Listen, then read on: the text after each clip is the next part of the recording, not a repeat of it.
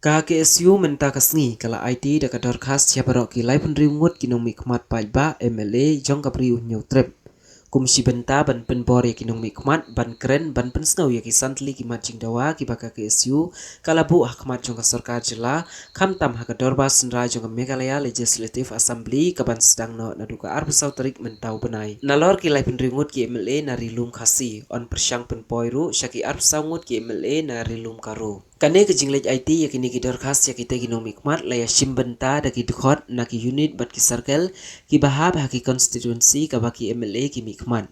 Ya ki MLA lajit da ki palba bat kade ka kamram ka jongki ban keren ya ki mat ki jura ki ba kata ya kalat yo kam yo jam bat ya ka jing jong ka jai penriu ru barok kawai kumta ka seng kala ya ka jing start jong kinong mikmat ya ka kamram ka baki dei ban le ka seng kan om syong klikti kan ya ki ki mat ki jura kan ba ka sarkar jela kampat la ban pentri kampura ya ka jing angnut ki ba ka seng kala bu akmat jong ka sarkar kumta ka seng da kawai ka jing mut kala rai ban pelong da ka jing syong kalain mengor ka ba haka arbusau tarik mentahi bunai hau mod dur basirin yang jong wok yang nang ba mar persyabat ke Shillong Civil Hospital. Kani ke jingsyong kalai mengor kala day nadu kopor katwe bejimen step. Bad hakasngi ka babot kata ka arpsan tarik unailar arajar penriu on pelong da ke jingsyong kalai mengor haki nyautli ki distrik jong kapri unyo trep. Haka bayadai patla syai kasngi ka arpu artarik unai wing arajar penriu kaseng kan ombu yakinu kinu ki program jiyakhi kanang bakan om penwit ne pentut yaki samla ki bayakun ya ka exam LDA bala penyai da ka MPSC.